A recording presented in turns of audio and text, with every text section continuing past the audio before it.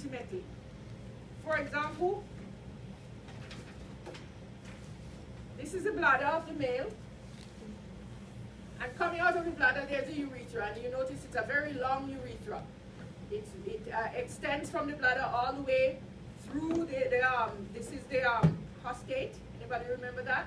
Through this prostate, so the prostate is bisecting it or dissecting it, and so when it's passing through, if the prostate is swollen, it just kind of clamp down on it, and this is why people with prostate issues, one of the first signs is problems with urination. So the urethra passes and it extends through the penis, and it comes out here. That's a urethral orifice. In fact, the urethra is so long that, again, in the textbook you'll see they talk about prosthetic urethra, membranous urethra, and penile urethra. For my purposes, I stick a pin in there, it's urethra. Okay? But just so you know that they're naming the different parts. You will also notice that the ejaculatory duct, which is the vas deferens merging with the seminal vesicle, then empties into the urethra. So right here is where the first intersection come together.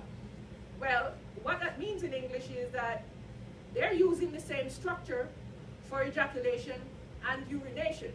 So there better be a separation, or you're gonna pee while you urinate. Right? So, what do you think they're gonna use to separate that? What would be the logical structure? A valve. Very good. So guess what? We have sphincters. We have, this diagram doesn't show it very well, but we have urethral, we have two sphincters. We have the external urethral sphincter and the internal urethral sphincter. Where have you seen that before? Where have you seen the external sphincter and internal sphincter before? Stomach. In the rectum? Not the rectum. I don't know why people won't say anus in the anus. Yeah. The rectum is further up. You can't see the rectum. It's buried inside up there. It's the anal region. You have an external anal sphincter and internal anal sphincter. So guess what? It's going to work the same way. One of the things, if you pay attention in A&P, is that it repeats itself. When you learn in one place, take it with you again, because you're going to see it again and again and again. Whoever designed the system didn't reinvent the wheel. They were lazy. They just reused the same pattern, which makes perfect sense. So we noticed that it worked at the anus, so why would we use it at the urethra? So you have external urethral sphincter and you have internal urethral sphincter. Whenever you see the term external and it refers to sphincter, it means what kind of muscle? Skeletal. Skeletal. So going forward, anywhere you see external, if you don't know what it is, guess. And guess skeletal and you'll be right. Anywhere you see internal, Smooth. smooth, and you'll be right. For example, on the top, you have external and internal muscle. Did you know that? Guess what? External is skeletal, internal is smooth. So what it means in English is the external, because it's skeletal, you can control it. The internal is controlled by the autonomic nervous system. So when the bladder is full and there are receptors in the bladder muscle called the suture, the muscle is called the suture muscle. It's called, given that special name because it's loaded with receptors. When the sensation of the full bladder starts to stimulate those receptors, then the internal sphincter will open to release the urine, but you have a ring of external sphincter which you control, and you can determine whether you want to pee or not. Same thing. With the when the ejaculate is coming, that sphincter is going to hold, so that urine, even if urine wants to come, it just has to wait. The internal hold it? The internal will hold and the external. They both will hold the urine so that there's no mixing going on.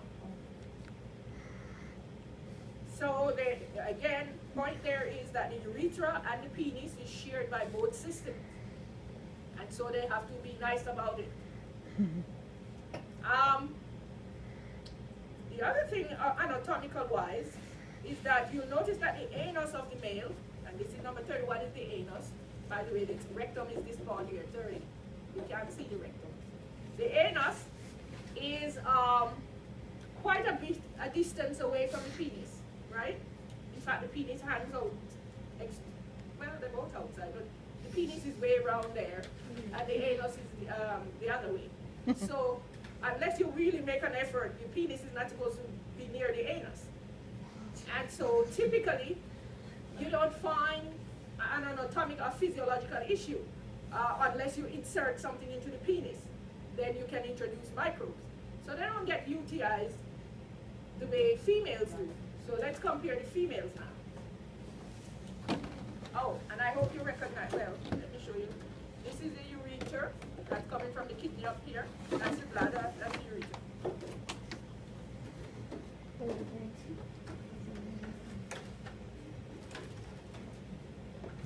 So let's compare that to the female now.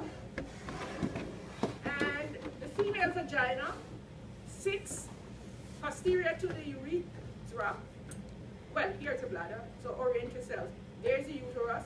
Now you know why pregnant people have to go bathroom every second, because you can imagine, remember the urethra respond to fullness or that pressure. So just when that baby is pushing down on the bladder, then you're going to get the sensation that you want to urinate, whether or not there's urine in there. You're going to want to go pee. And if you were like me, all I did was drink water. That was my craving. Can you believe it? Oh my God. I could have rented the bathroom and just lived there. So, so that plus the fact that, and I had twins going on too, so it didn't help. But you can see the relationship or the proximity of both organs. Then the vagina is right next door to the urethra, but there's the anus. So unlike the male, they all three are pretty close to each other. So what that means is microbes from the anus can simply migrate in this direction, up into the vagina, up into the urethra. But you don't have vaginal infections generally. Why not? Because it's sphincters? No? The pH balance. Very good. The vagina is a very hostile, acidic place. So microbes, well, it is. The sperm, I'm surprised they survive. That's why they have to be packed in the semen. And the semen is very alkaline. And that is also why you have 60 million sperm in 1 teaspoon, because most of them get killed before they get anywhere near the fallopian tube. Well, half of them is abnormal anyway, 2 heads and 1 tail, or 3 tails and no head. But after normal ones, most of them get killed before they even make it to the uterus, much more the fallopian tube. So one reason is they get an onslaught when they get to the vagina. I don't know what kind of design that it's kind of happens that, don't you think? But anyway, so there's the vagina, there's the proximity of the anus to the vagina, so they don't usually get infected, but the urethra does, because the urethra doesn't have that kind of protection. And the other thing about the anatomy is the length of the urethra. It's pretty short, and so it doesn't take the microbes much to migrate up. And in fact, you not only get UTIs, but you get cystitis too. Bladder infections are fairly often occurrence in females. Now, while we're at it, one of my pet peeves is the way students spell vagina. So if you don't know how to spell vagina, go learn it, because if I stick a pin in there and you put something other than vagina, I'm subtracting the 2 for the pin and plus 5 for spelling it wrong. So that's 7 points down the drain right away. No kidding. Oh, you'll be surprised. Vagina, right?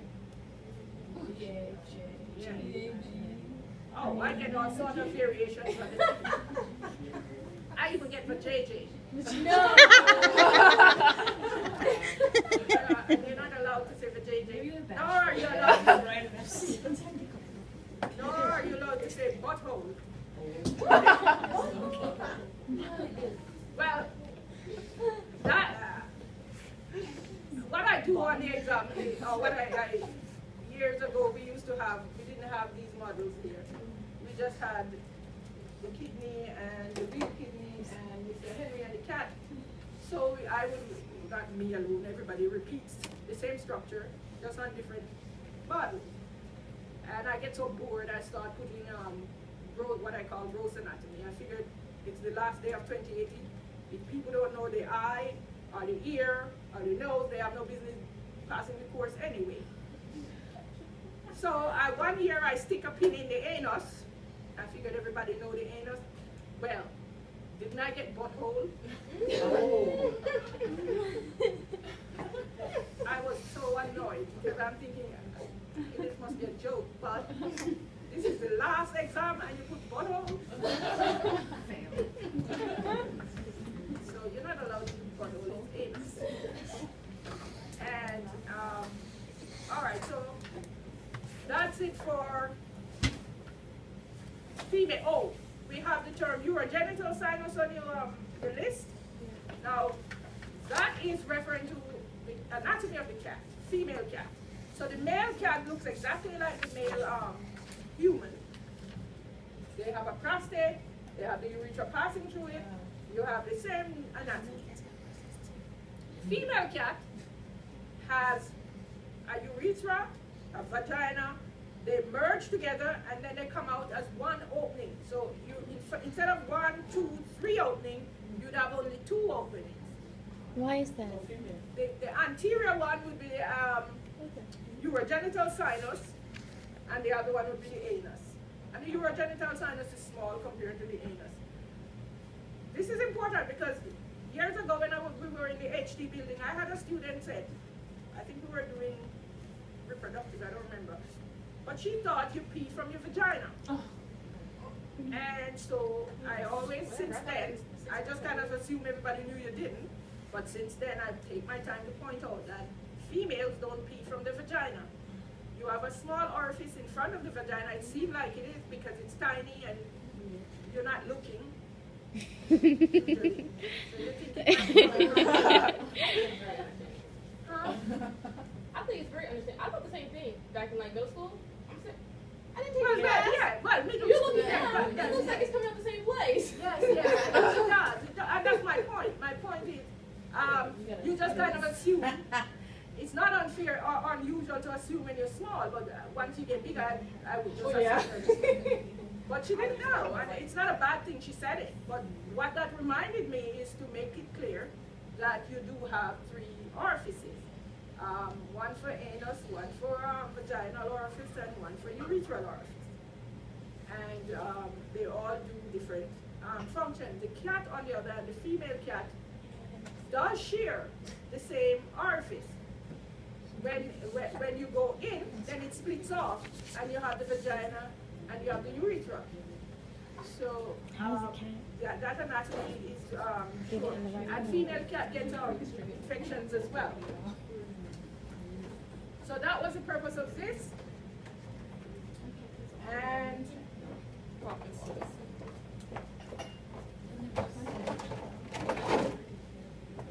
so now we're going to go a bit deeper. So we see the kidney. And like I said, this is where the processing is going on. So we're going to go to what they call the ultrastructure or the microscopic structure. And that's what this is showing you. It's graduating. You start with the kidney. And you take a section out of the kidney, like you take a little piece right here. And you graduate to here.